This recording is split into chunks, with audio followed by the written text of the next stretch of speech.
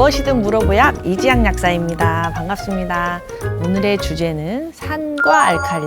우리 몸이 산성이냐 알칼리성이냐 이런 질문 많이 받아보셨을 텐데요. 우리 몸의 산 알칼리의 균형에 대해서 제가 최대한 쉽게 설명을 해보도록 하겠습니다.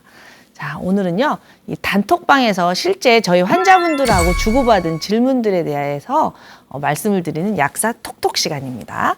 여러분들 끝까지 함께 해주세요. 네, 첫 번째 질문입니다. 약사님, 우리 몸이 약 알칼리성이어야 된다는데 이게 왜 중요합니까? 라는 질문이 들어왔습니다. 네, 우리 몸이 약 알칼리성이라는 거는 pH 7.35에서 7.45라는 말인데요. 이게 너무 어렵잖아요. 근데 이거를 직관적으로 그냥 이해를 하셔야 되는데요. 왜 그러냐면 우리 몸이 7.35에서 7.45 이 알칼리를 벗어나잖아요. 우리 몸에 있는 효소들이 일을 못하기 때문이에요. 아, pH가 맞지 않으면 우리 몸이 약 알칼리성이 되질 않으면 효소가 기능을 할 수 없구나 라고 그냥 외우시면 됩니다. 이 효소들은요, 이런 약 알칼리성 조건 하에서 활발하게 일을 할 수 있기 때문입니다. 그래서 근데 우리 몸 자체가 효소가 없으면 할 수 있는 일이 아무것도 없거든요. 음식을 분해하는 것, 분해해서 혈액으로 만드는 것, 배설하는 것, 모든 것들을 이 대사라고 하는데 이 모든 것들이 효소가 하는데 이 효소는 이 조건이 맞질 않으면 할 수가 없기 때문에 효소를 위해서는 무조건 우리 몸이 약 알칼리성이어야 된다라고 생각을 하시면 되고요. 또 하나, 또 이렇게도 설명을 할 수가 있는데요. 우리 몸이 약 알칼리성이지 않으면, 즉 우리 몸이 산성화돼 버리면 우리 몸의 단백질의 구조가 유지가 될 수가 없습니다. 우리 몸이 단백질이잖아요. 단백질은 근데 산성이 되면 무너져 내리고 녹아버립니다. 예를 들어서 식초에다가 계란을 담그면 계란이 다 녹아버리거든요. 우리 몸이 식초, 산성이 된다. 그러면 다 녹아버리잖아요. 그래서 안 돼요. 그래서 우리 몸은 항상 약 알칼리성을 유지를 해야 되는 거죠. 근데 사실 엄밀히 말하면 세포 안은 pH 7.0 중성이고요. 여기서 약 알칼리라고 하는 건 혈액이에요, 혈액. 그러니까 왜 이렇게 진화를 했냐면 세포가 대사를 마치고 나면은 약간 산성 물질이 많이 나오거든요. 이산화탄소 자체가 우리 몸을 산성화시키고, 그러니까 pH가 혈액 중에 pH가 약간 약 알칼리성일 때 산소의 대사 산물을 중화시킬 수 있기 때문에 혈액 중에 pH가 약 알칼리성으로 진화를 한 것 같다, 이렇게 말씀을 드릴 수가 있습니다. 그래서 우리 몸이 산성화되는 것도 무척 안 좋지만요, 지나치게 알칼리화 되는 것도 좋지를 않아요. 그러니까 여기서 pH라는 개념이 무척 어렵겠지만 이 pH는 이제 우리 몸에 수소가 얼마나 있냐, 중탄산이 얼마나 있냐, 요걸 가지고 측정을 하는 건데요. 어쨌든 수소가 많으면 pH가 내려간다, 그냥 이렇게 외우시면 좋을 것 같습니다. pH가 내려가면 산성이 되는 거죠. 즉 혈액 중에 pH가 7.35 이하로 내려가면 산성이 되고요. 산성이 되면 우리 몸의 단백질의 구조가 유지될 수가 없기 때문에 무척 위험한데요. 그 반대로 그럼 pH가 올라간다. 수소가 너무 부족해서 pH가 7.45 이상으로 올라가는 걸 우리는 알칼리증이라고 하는데요. 이렇게 pH가 또 너무 올라가면 무슨 일이 생기냐? 바로 신경계와 근육의 기능에 문제가 생길 수가 있습니다. 너무 예민해진다거나 근육이 막 경련을 한다거나 근육이 아예 움직이질 않는다거나 이런 문제가 생길 수 있기 때문에 pH가 너무 높아도 안 되고 pH가 너무 낮아도 안 돼요. 이것을 유지를 하는 게 인간의 생명 활동에 굉장히 중요합니다. 그걸 제가 항상성이라고 표현을 드렸죠. 우리 몸의 항상성을 유지하는 것들이 여러 축이 있는데 제일 중요한 게 제가 체온이라고 말씀을 드렸잖아요. 추워도 더워도 항상 36.5도를 유지를 해야 되는 거고, 또 중요한 게 뭐 있었죠? 혈당. 아무리 우리가 굶어도, 아무리 우리가 음식을 많이 먹어도 항상 혈당은 100 정도 유지를 해야 된다고 말씀을 드렸는데, 그렇게 온도라든가 혈당이라든가 이거하고 더불어서 정말 중요한 게 바로 이 pH의 균형입니다. 너무 높아도 안 되고 너무 낮아도 안 되고 호르몬도 그렇죠. 호르몬도 너무 높아도 안 되고 너무 낮아도 안 되고 호르몬이 너무 많으면 항진이 되고 호르몬이 너무 적으면 저하가 되고 이런 식으로 우리 몸은 항상성을 유지를 해야만이 정상적인 생명을 활동을 할 수 있는데 그 중에 하나가 바로 이렇게 산성 알칼리성인 겁니다. 그래서 어떻게 하면 우리 몸이 pH의 균형을 맞출 수 있는지 그런 거 차차로 공부를 해보겠습니다. 자, 두 번째 질문이 들어왔습니다.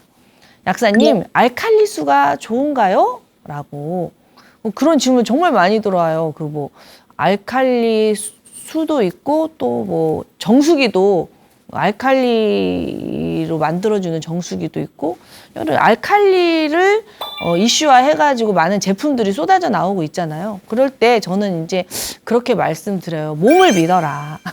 몸이 알아서 완충해준다. 그러니까 생명활동에 너무 중요하기 때문에 몸이 스스로 균형을 잡거든요. 예를 들어서 우리가 너무 추우면 근육을 달달달달 떨어서 열을 만들어서 온도를 맞추고 너무 더우면 땀을 내서 열을 빼내서 온도를 맞추듯이 그런 완충 시스템이 우리 몸 안에 있습니다. 제가 호흡편에서도 말씀을 드렸는데 우리 몸에 물이 있고 이산화탄소가 있으면 그게 우리 몸에서 수소하고 중탄산으로 이렇게 나누면서 수소가 많아지면은 산증으로 가는 거고 수소가 적어지면은 알칼리증으로 가는 거거든요. 근데 수소가 많아진다는 거는 중탄산이 적어진다는 거고 수소가 적어진다는 거는 중탄산이 많아진다는 거예요. 그래서 이렇게 수소하고 중탄산, 즉 물과 이산화탄소가 우리 몸을 계속 조절을 하고 있어요. 그래서 우리가 웬만큼 나쁜 식습관을 갖지 않고 적당히 균형 잡히게 먹어주면 굳이 외부에서 뭐 알칼리수를 복용을 일부러 물을 알칼리수로 먹질 않더라도 내 몸이 알아서 이렇게 버퍼가 완충이라는 뜻이거든요. 완충을 해주고 있으니까 좀 몸을 더 믿어주시면 좋지 않을까 싶고요. 이 완충 시스템이 이 산 알칼리의 균형을 잡는 게 얼마나 중요하냐면 이런 이산화탄소와 물뿐만이 아니라 우리 몸에 단백질이 또 이 완충을 해주고 있습니다. 단백질, 특히 혈액 안에 있는 그 알부민 아시죠? 이 단백질, 알부민, 또 헤모글로빈도 아시죠? 산소나 이산화탄소를 운반하는 이 자동차, 이런 적혈구, 이런 알부민이나 헤모글로빈, 이런 단백질도요. 우리 몸이 너무 산성화가 되잖아요. 수소가 많아지면 알부민이 수소하고 결합을 한다든가 헤모글로빈이 수소와 결합을 한다든가 해가지고 산과 알칼리를 중화를 해주고 있습니다. 이 단백질도 중화를 해주고 있고요. 또 그냥 우리가 음식으로 먹는 단백질이 이제 쪼개지면 아미노산이 되잖아요. 근데 아미노산 자체가 아미노기하고 카르복실기를 가지고 있어서 이 아미노기하고 카르복실기 자체가 수소를 받아들이거나 수소를 내보내거나 하면서 또 이 산염기 완충 역할을 하고 있거든요. 그러니까 이런 식으로 우리 몸이 끊임없이 조절을 하고 있으니까 너무 걱정 안 하셔도 될 것 같습니다. 그뿐만이 아니라 세포 안에는요 인산이 많고요. 세포 밖에는 중탄산이 많은데 이 인산, 세포 안에 있는 인산도 역시 우리 몸의 수소를 받아들이거나 내뿜거나 하면서 또 이 완충 역할을 하고 있습니다. 그러니까 우리 몸에 이렇게 완충 시스템이 다양하게 존재하고 있기에 여러분들이 굳이 그 비싸게 돈 주고 굳이 알칼리수를 먹거나 뭐 알칼리수를 하는 어떤 그런 제품을 돈을 들이는 것보다 몸을 믿고 몸을 사랑하는 게 저는 더 중요하다고 생각을 합니다. 자, 약사님, 산염기를 조절하기 위해서 우리가 어떤 음식을 먹어야 되나요? 알칼리를 위해서 또 어떤 음식을 먹어야 되나요? 라는 질문이 들어왔어요. 근데 이것도요, 저는 대답은 한결같습니다. 음식도 어떤 게 좋다 해서 이것만 많이 먹고 어떤 게 나쁘다 해서 아예 안 먹고 이렇다기보다는 골고루 드시면 되거든요. 우리가 너무 나쁘다 해가지고 금욕적으로 이것도 안 먹고 저것도 안 먹고 하면은 사는 게 재미가 없잖아요. 그래서 저는 항상 8대 2 정도 좋은 거 8 먹고 나쁜 것도 한 이 정도 먹고 이런 식으로 해서 이제 균형, 우리 몸이 버퍼 이렇게 완충 시스템이 있으니까 몸을 좀 믿고 즐거운 음식도 드시라고 이렇게 여유 있게 설명을 해드리는 편인데요. 이 좋은 음식 중에서도 우리가 또 탄수화물, 단백질, 지방의 균형이 또 맞아야 건강하잖아요. 이 중에서 우리 몸에 산증, 너무나 자기가 좋아하는 음식만 많이 먹으면 오히려 산증이 일어날 수 있는데 그게 바로 현대인들이 좋아하는 고기나 탄수화물입니다. 이 고기는 단백질 식품이잖아요. 이 단백질 식품을 많이 드시게 되면 우리 몸이 산성화될 수가 있거든요. 자, 산증이 된다는 말이 산성화된다는 말이에요. 자, 고기를 먹으면 우리 몸이 왜 산성화될까요? 누차 말씀드리지만 단백질 식품을 드시게 되면은요, 단백질에 있는 질소를 우리 몸에서 빼내기 위해서 일을 많이 해야 돼요. 단백질은 우리 몸에 축적이 안 되기 때문이에요. 탄수화물이나 지방은 우리 몸에 축적이 되잖아요. 탄수화물을 많이 먹으면 탄수화물을 지방으로 만들어서 몸에 축적을 하고 지방은 지방으로 축적을 할 수가 있잖아요. 탄수화물과 지방에는 질소가 없기 때문이에요.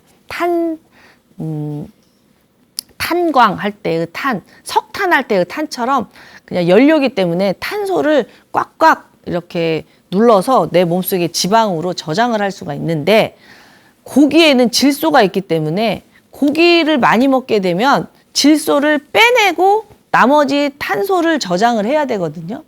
그렇기 때문에 질소를 빼내는 게 우리 몸으로서는 굉장히 힘든 일이에요. 왜? 에너지를 써야 되니까. 자, 질소를 우리가 몸에서 빼내려면은요, 이 질소가 암모니아로 변해서 나가는데 이 암모니아 자체가 굉장히 유독하거든요. 유독하기 때문에 안전한 형태로 바꿔야 되는데 그게 바로 요소의 형태예요. 요소와 요산의 형태죠. 원래 그 물고기들은요, 그냥 암모니아 형태로 내보낼 수가 있대요. 물이 많으니까 암모니아가 이제 물에 녹아서 이렇게 나가는데 인간은 물속에 살질 않잖아요. 그래서 좀 안전하게 질소를 요소로 바꾸는데 이때 에너지가 굉장히 많이 소비됩니다. 이 말은 무슨 말이냐면 우리가 에너지가 없으면 너무 과로를 하거나 음식을 못 먹거나 이러면 질소를 요소로 바꿀 수 있는 에너지가 없다는 거예요. 그래서 제가 항상 우리 몸을 복구시키는 데는 에너지가 3개가 있다. 우리 몸을 유지하는 데는 활동 에너지, 면역 에너지, 재생 에너지. 그래서 활동 에너지는 이렇게 강의하고 운동하고 이러는 에너지고 면역 에너지는 세균이나 바이러스에서 나를 지키는 암세포를 없애는 이게 면역 에너지라면 이렇게 질소를 몸 밖으로 내보내는 우리는 모르죠. 이게 간하고 신장에서 일어나는 일이기 때문에 우리는 눈치를 못 채지만 몸은 일을 하고 있단 말이에요. 그때 에너지가 필요해요. 그러니까 그 일을 할 수 있을 정도의 에너지는 남겨놓고 써야 되는데 여러분들이 너무 열심히 살고 너무 과로를 하고 너무 고민이 많으면 이 질소 대사가 깨지는 거예요. 질소가 몸 밖으로 잘 빠져나가지 못하면서 질소가 유독하니까 세포를 공격해서 질병에 이렇게 노출이 되는 거거든요. 그런데 이 질소를 요소로 바꾸어서 나갈 때 수소가 많이 생성이 돼요. 왜? 질소를 요소로 바꿀 때 중탄산이 많이 활용이 되는데 중탄산이 많아지려면 수소도 같이 많아져야 되기 때문에 몸에서 이 중탄산만 쓰게 되면 수소가 여유분으로 남게 돼서 몸이 산성화가 되는 거예요. 좀 어려운 설명일 수 있는데요. 그냥 외우시면 좋을 것 같습니다.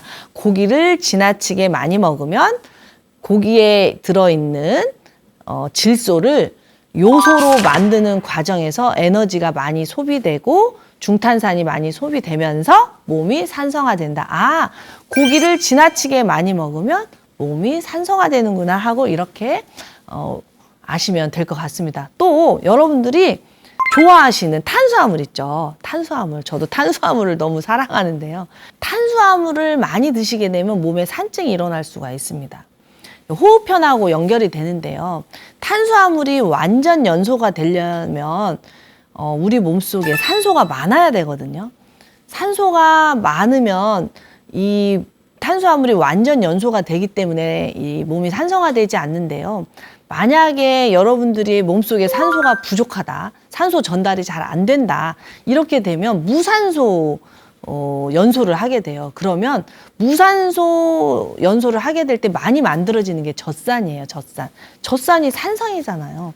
그래서 탄수화물을 지나치게 많이 먹으면 완전 연소가 되기가 어렵겠죠. 미토콘트리아라는 에너지 발전소에 탄수화물이 다 들어가서 완전 연소가 돼야 되는데 이게 완전 연소가 되기도 전에 또 들어오고 탄수화물을 지나치게 많이 먹으면 제대로 타지 않은 석탄처럼 제대로 타지 않은 탄수화물이 만들어내는 부산물이 바로 젖산이거든요. 젖산이 많으면 몸이 산성화되겠죠. 그래서 여러분들이 고기를 많이 먹고 빵을 많이 먹고 여기서 말하는 거는 내가 완전 연소시킬 수 없을 정도로 이제 많이 먹는 거예요. 질소대사가 완전히 될 수 없을 정도로 많이 먹는 거예요. 그렇게 되면 몸이 산성화됩니다. 이 몸이 산성화되면 어떻게 되는지 뒤에서 설명해 드릴게요. 또 반대로 채소하고 과일만 또 너무 많이 섭취를 하면 몸이 알칼리성이 돼요. 채소하고 과일이 알칼리성 식품이다. 이 얘기는 많이 들어보셨죠. 채소하고 과일을 많이 복용을 하게 되면 우리 몸이 알칼리성이 되는데 이 알칼리성이 지나치게 많이 되는 것도 사실은 좋지가 않아요. 그래서 고기, 그러니까 단백질, 지방, 탄수화물, 이 탄수화물 중에서도 복합 탄수화물, 단당류가 바로 이제 우리 몸에 산증을 유발하는 거고 채소하고 과일은 우리 몸을 알칼리성으로 만들어주는 식품이기 때문에 우리가 이 단당류도 많이 먹지만 채소와 과일도 같이 먹어줘야 되고 단백질도 골고루 먹어줘야 되는 거죠. 자, 질소대사가 또 일어나는 곳이 있는데요. 어디냐면은 바로 핵입니다. 핵. 우리가 먹은 음식이 단백질이 질소도 들어있지만 우리 핵 있죠, 핵. 핵산이라고 들어보셨죠? DNA, RNA. 이 세포를 계속 복제해주는 이 핵 있잖아요. 핵도 영원히 쓸 수가 없잖아요. 핵도 계속 분해가 되는데 이 핵이 분해될 때 나오는 게 바로 또 질소입니다. 이 핵이 분해될 때 우리가 만들어내는 것이 바로 요산이고요. 그러니까 우리가 먹는 암모니아, 우리가 먹는 단백질이 요소로도 분해가 되지만 우리 몸에 있는 핵산이 분해될 때는 요산으로 분해가 되는데 이 요산이 지나치게 많이 만들어지는 질병이 바로 통풍이잖아요. 네, 그 통풍 편에서 제가 많이 설명을 했지만 요산이 지나치게 만들어지는 상황은 바로 우리가 지나치게 에너지를 많이 쓰는 상황입니다. 우리가 에너지를 많이 쓰게 된다. 세포가 일을 많이 한다. 세포가 많이 파괴된다. 세포가 파괴되면 그 안에 있는 핵도 파괴되고 이 핵의 부산물이 바로 요산인 거죠. 그래서 이렇게 요산이 많이 만들어지고 요소가 많이 만들어지고 암모니아가 많이 만들어지고 이러는 게 바로 다 질소 대사하고 연결이 되어 있기 때문에요. 이 질소 대사가 잘 되어야 우리 몸의 산 알칼리 균형이 잘 잡혀질 수 있다는 거 다시 한번 말씀드립니다. 자, 약사님, 어깨가 석회화됐다는 게 무슨 신호인가요?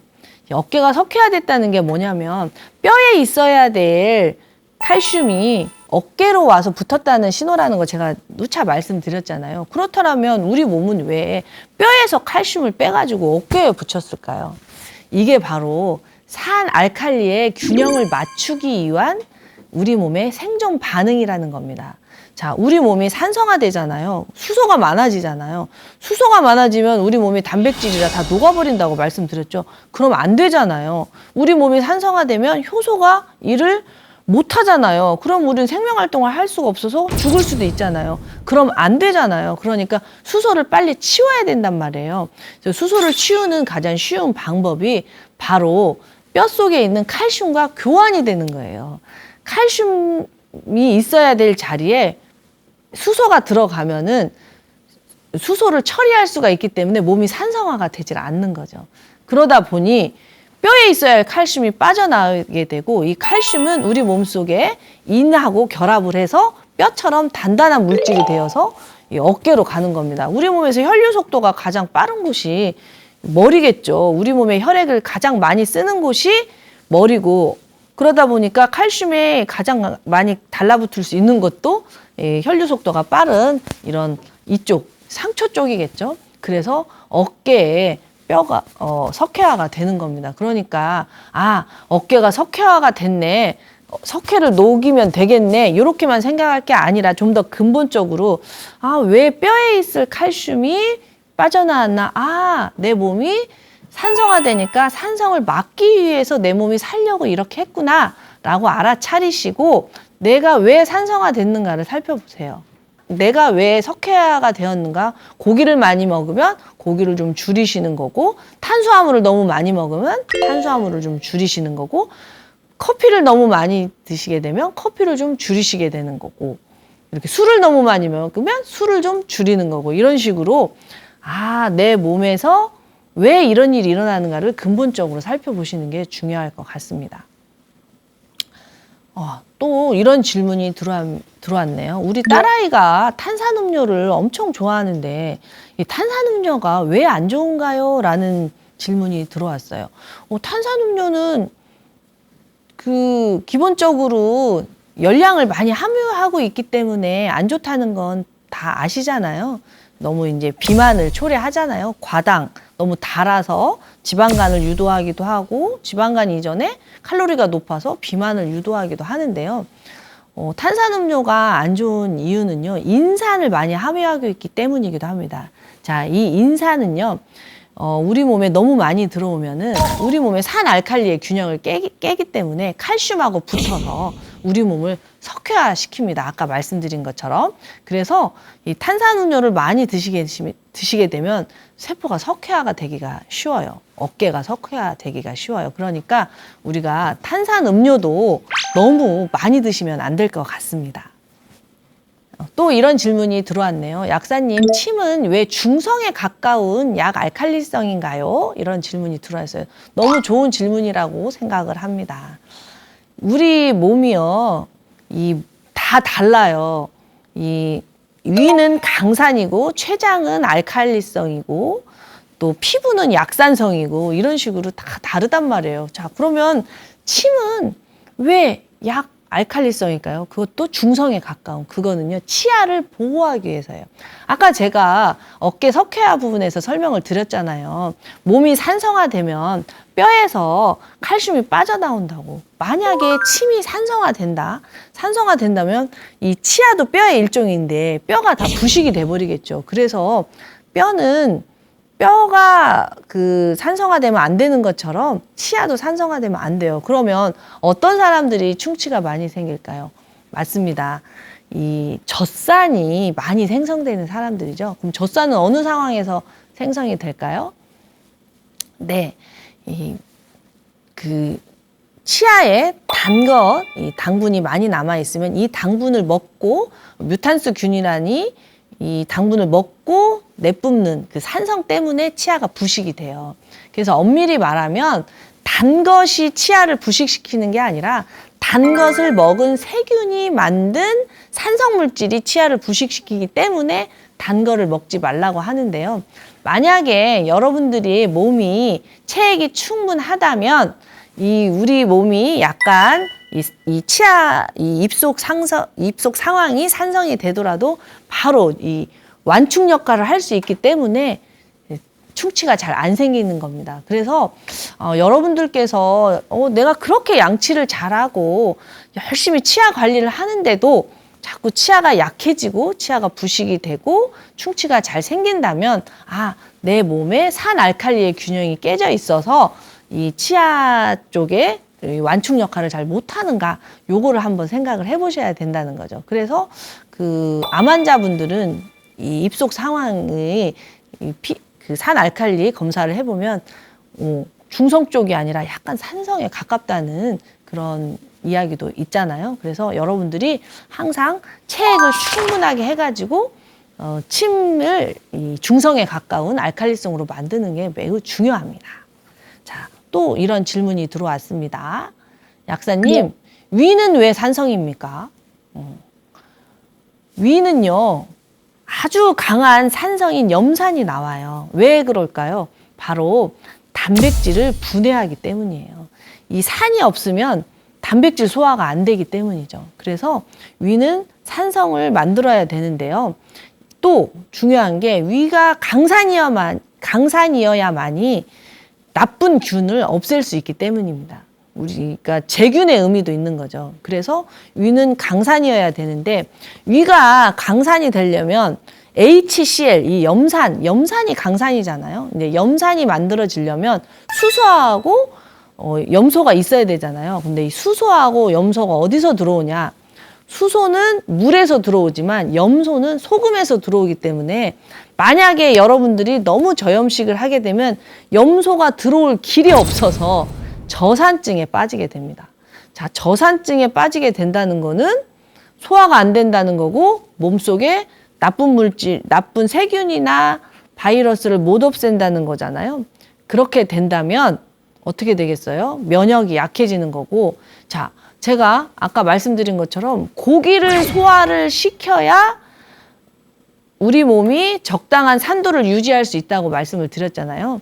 그러니까 단백질이 들어와야만이 우리 몸이 그 적당한 산도가 만들어지는데 만약에 위산이 부족을 해서 단백질 소화가 안 된다면 역시 우리 몸에 너무 산이 부족해지는 현상이 생깁니다. 아까 말씀드린 대로 우리 몸에 지나치게 산이 많아도 안 되고 지나치게 여기서 산은 수소예요. 수소가 너무 많아도 안 되고 너무 적어도 안 됩니다. 그래야 우리 몸의 산 알칼리의 균형을 맞출 수가 있잖아요. 그런데 저산증이 와버리게 되면 우리 몸속에 수소가 적어지는 상황이 되는 거고 수소가 지나치게 적어지는 상황은 알칼리증이 된다는 상황이거든요. 자, 알칼리증이 돼버리면 우리 몸속에 신경계하고 근육이 제대로 역할을 하지 못해서 굉장히 예민해지는 상황이 됩니다. 그러니까 저산증인 사람들은 고기 소화가 안 되고 고기 소화가 잘 안 되다 보니까 자꾸 밥하고 김치만 먹게 되는 거거든요. 밥하고 김치만 먹게 되면 아까 제가 말씀드린 대로 채소와 과일에서는 알칼리 성분이 많이 들어오니까 점점 알칼리증으로 돼요. 그러면 여러분들 머릿속에 시골에 계신 분들 있잖아요. 단백질 섭취가 적고 밥하고 김치만 드시고 소화가 잘 안 되고 이런 분들 굉장히 예민하거든요. 굉장히 예민하고 통증에 예민하고 이게 바로 몸이 지나치게 알칼리증으로 되면서 잠도 못 자고 예민해지는 겁니다. 그런데 고기 소화를 잘 시키고 탄수화물을 많이 먹고 이렇게 좀 비만하신 분들은요. 에너지가 많음에도 불구하고 굉장히 이렇게 몸을 움직이기 힘들어 하세요. 졸리고 주말이면은 이렇게 배는 나왔는데 운동 가자고 하면 안 가고 소파에 껌 붙듯이 붙어요. 계속 하루 종일 자고. 그러니까 우리 몸에 산증, 수소가 너무 많아져서 산증이 되면은 굉장히 졸리고 무기력해지고 우리가 단백질 섭취가 적고 그 채소, 과일 요런 것만 많이 드시고 산이 적고 위산이 적고 이런 상황이 되면 좀 지나치게 알칼리증이 돼서 좀 마르시면서 얼굴은 노랗고 혈액이 부족해서 얼굴은 노랗고 예민하고 이런 식으로 약간 극과 극으로 변하게 됩니다. 지나치게 비만하거나 지나치게 마르거나 지나치게 조금 무기력하거나 지나치게 예민하거나 이래서 이 산 알칼리의 균형을 맞추는 게 굉장히 중요합니다. 자, 또 이런 질문 들어왔네요. 약사님, 십이지장은 알칼리성이라고 하셨는데요. 십이지장이 약 알칼리성인 이유가 있나요? 네, 맞습니다. 좋은 질문인데요. 위산이 강산이잖아요. 위 강산에는 위장만 견딜 수가 있어요. 그렇게 특수하게 위장만 설계가 돼 있고요. 십이지장은요, 이 강산을 견딜 수 있는 구조가 아니에요. 그래서 십이지장이 알칼리성이 되어야만이 위산이 내려왔을 때 십이지장이 보호를 받아요. 그래서 십이지장이 알칼리성인 이유는 위산을 중화하기 위해서죠. 이렇게 과학적인 이유가 있어요. 근데 만약에 우리가 너무 저염식을 해가지고 그 소금이 들어오지 않는다면 위산은 HCl, 염산, 그래서 이 소금의 NaCl에서 염소가 위산에선 사용이 되지만 반대로 이 나트륨은 이 중탄산, 알칼리성이라면 중탄산이어야 되는데 중탄산은 나트륨하고 결합되어 있거든요. 십이지장에서는 중탄산 나트륨이 있어야 위산하고 중화가 돼요. 그래서 근데 만약에 여러분들이 너무 저염식을 하면서 소금이 안 들어오면 중탄산 나트륨도 안 만들어지고 위산도 안 만들어지니까 소화가 안 되는 거예요. 아시겠죠? 자, 또 이런 질문이 들어왔어요. 약사님, 칼륨 칼륨이 왜 그렇게 중요한가요? 병원에서 신장이 나쁘다고 칼륨을 조심해서 먹으라는데 도대체 칼륨의 역할이 어떤 건가요? 라는 질문이 들어왔어요. 이 칼륨이 왜 중요하냐면요. 우리 몸에 전기가 흐르기 때문이에요. 우리 몸이 전기가 흐르려면 나트륨하고 칼륨이 있어야 전기가 흐르거든요. 심장에서 만들어내는 게 전기인데요. 심장에 칼륨이 너무 많으면 전기가 너무 막 이렇게 220볼트로 흐르고요. 심장에 칼륨이 너무 적으면 110볼트 이하로 흘러서 정전이 돼버리는 거예요. 심장이 안 움직이거나 심장이 너무 합선이 되거나 이래서 칼륨이 정말 중요한데 신장이 나빠서 사구체에서 이런 것을 걸러주거나 또는 세뇨관에서 재흡수를 못 해준다면 이 칼륨의 불균형이 와가지고 심장에 무리가 가는 거예요. 그래서 신장이 나빠지면 칼륨 조절이 안 되고 칼륨 조절이 안 되면 심장에 무리가 가서 심장은 생명하고 직결돼 있잖아요. 그래서 그렇게 칼륨을 조심해서 먹으라고 하는 거죠. 그래서 신장이 나쁜 사람들은 무엇보다도 칼륨이 조절이 무척 중요합니다. 또 이런 질문이 들어왔네요. 약사님, 구토를 심하게 하고 났더니 너무너무 무기력하고 어지러워요 라는 질문이 들어왔어요. 어떻게 해야 될까요? 라는 질문이죠. 네, 이런 분들이 상당히 많은데요. 자, 구토를 많이 했다는 거는 유산을 많이 잃어버린 상황이잖아요. 유산을 많이 잃어버렸다. 자, 산을 잃어버렸다, 수소를 잃어버렸다. 그러면 우리 몸속에는 중탄산이 많아지는 상황이고 그러면은 안 되잖아요. 지나치게 우리 몸이 알칼리증으로 가는 거기 때문에 우리 몸에서 이 알칼리증을 보상하기 위해서 수소를 보충을 하려고 하게 됩니다. 이제 수소를 보충하는 방법이 바로 세포 안에 있는 수소를 꺼내 쓰는 방법인데요. 세포 안에서 수소를 꺼내려면 이 혈액 속에 있는 칼륨이 세포 안으로 들어가야 됨으로써 저칼륨 혈증이 일어나게 되고 저칼륨이 있으면 전기가 잘 안 만들어져요. 이게 조금 어려운데요. 여하튼 구토를 심하게 하면 우리 몸의 산 알칼리 균형이 깨지면서 전기가 잘 안 만들어지고 전기 신호를 받지 못한 근육이 세포 활동을 제대로 하지 못하면서 무기력하게 되는 겁니다. 그래서 이런 상황을 잘 이해를 하시게 되면 다시 우리 몸에 체액을 보충시켜주기 위해서 열심히 다시 드셔줘야 되는 거죠. 몸에 허락하는 만큼 좀 간간하게 해가지고 체액을 보충을 하다 보면 이 상황이 다시 종료가 되는 거죠. 자, 역으로 이런 질문도 있어요. 약사님, 너무너무 설사를 심하게 하고 났더니 심장이 너무너무 두근두근해요. 왜 그럴까요? 자, 설사를 심하게 하고 나면 직관적으로 우리 몸속에서 탈수가 일어나잖아요. 근데 이 탈수의 핵심 중에 뭐가 있냐면 이 설사를 심하게 한다는 게 장에서 일어나는 일이잖아요. 아까 전 질문은 구토는 위에서 일어나는 거고 설사는 장에서 일어나는 거라 설사를 심하게 한다. 중탄산이라는 물질이 십이지장에 있는 중탄산이라는 물질이 몸에서 많이 빠져나가게 되는 거예요. 자, 중탄산이 많이 빠져나가게 되면 역으로 우리 몸에 수소가 많아지는 상황이고 이 수소를 없애야 되거든요. 아까 말씀드린 대로 수소가 또 너무 많아도 안 되기 때문에 수소를 없애기 위해서 우리 몸 안에 있는 세포에 있는 칼륨이 또 빠져나오게 됩니다. 또 너무 어렵죠. 그냥 직관적으로 설사를 심하게 하게 되면 우리 몸에 칼륨이 많아지고 이 칼륨이 많아지면 어떻게 돼요? 심장에 무리가 가는 거예요. 심장에서 심장이 전기를 만들어서 우리 몸에 이렇게 전기를 일으키는데 칼륨이 많아지면 전기가 또 너무 빨리 이렇게 110볼트인 전선에 220볼트처럼 충격을 주는 것처럼 되기 때문에 심장이 막 두근두근 하게 되는 거죠. 자, 그래서 역시 설사를 할 때도 우리 몸에 전해질을 공급을 해서 빨리 이 상황을 종료를 시켜야 되는 거예요. 그래서 구토가 심할 때, 설사가 심할 때 밥을 먹고 이러는 것보다 전해질 공급을 하는 게 훨씬 더 중요하다는 거. 그거 말씀드리고 싶어서 설명을 길게 했네요. 자, 약사님, 암세포는 산성을 좋아하나요? 라는 질문이 들어왔습니다. 네. 사실 암세포가 산성을 좋아한다기보다요. 암세포가 암세포도 생명체잖아요. 암세포도 살아남기 위해서 산성 환경을 만든다고 해요. 그러니까 보통 우리 같이 건강한 사람, 정상적인 사람들은요, 에너지를 이렇게 생산할 때 산소를 이용을 하잖아요. 이 산소가 세포 안으로 들어가서 미토콘드리아에서 ATP를 생성을 하는데요. 암세포는 그렇게 하질 않고요. 산소가 들어와도 이 산소가 들어가는 이 방향을 차단을 하고요. 오히려 그 산소가 없이 에너지가 생성되는 과정 있죠. 그 무산소 과정, 그 젖산이 만들어지는 과정. 산소 없이도 에너지를 만들어지는 젖산 이 회로를 더 활성화시키면서 젖산을 많이 만들어낸다고 합니다.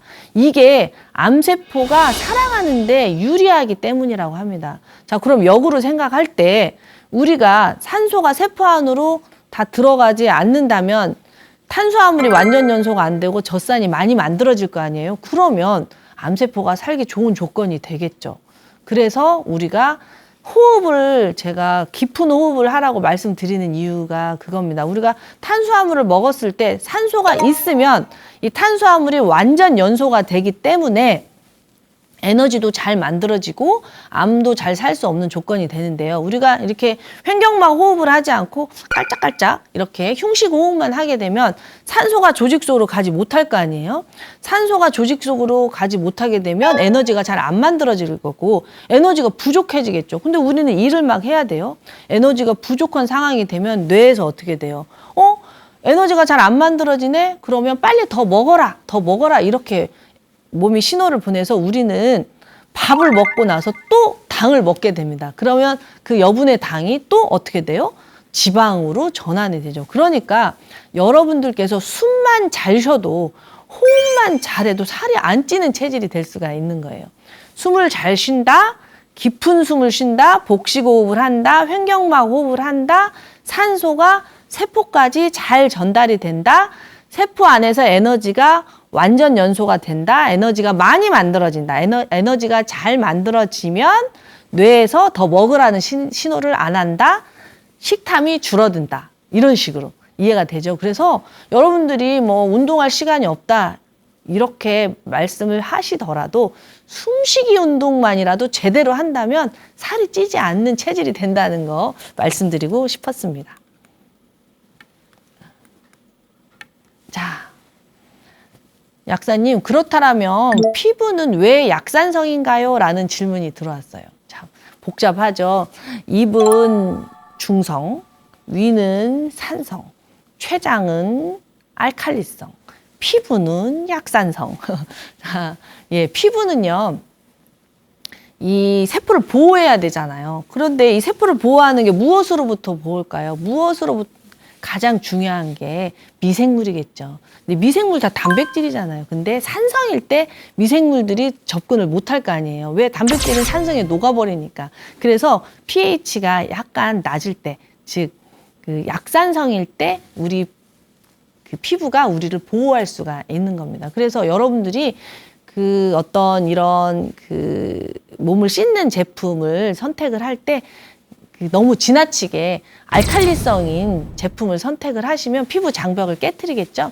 그래서 피부에 맞는 적절한 그 약산성 제품을 사용하시는 게 중요합니다. 그게 또 중요한 게 여성의 생식기죠. 여성의 생식기도 약산성이어야 그 나쁜 세균들이 들어오지 않거든요. 그래서 여성의 생식기를 이렇게 씻는 제품도 약산성 제품을 선택하시는 게 좋아요. 이렇게 살펴보면은 그런 걸 잘 모르셔가지고 비누로 씻고 비누로 이 청결을 하시는 분들이 많은데 그러면 피부나 생식기에 pH가 맞지 않아서 오히려 세균이 잘 사는 조건이 됩니다. 자, 이제 결론입니다. 산알칼리의 균형을 맞추려면 어떻게 해야 될까요? 이 산알칼리의 균형의 핵심은 물하고 이산화탄소예요. 물하고 이산화탄소. 즉 물이 많아야 되고 이산화탄소도 적절히 배출이 돼야 돼요. 자, 물이 많으려면 제가 소금이라고 쓰고 물이라고 읽어라 이렇게 말씀드렸잖아요. 그러니까 내가 아무리 물을 먹어도요. 내 몸속에 미네랄의 대표가 소금이고요. 소금, 뿐만이 아니라 칼슘, 마그네슘 이런 걸 다 미네랄이라고 하는데 이런 미네랄이 있질 않으면 물은 다 빠져나가게 돼 있어요. 그래서 지나치게 고염식을 하는 것도 좋지 않지만 지나치게 저염식을 하는 것도 절대 좋지 않은 이유가 바로 이 산 알칼리의 균형 때문입니다.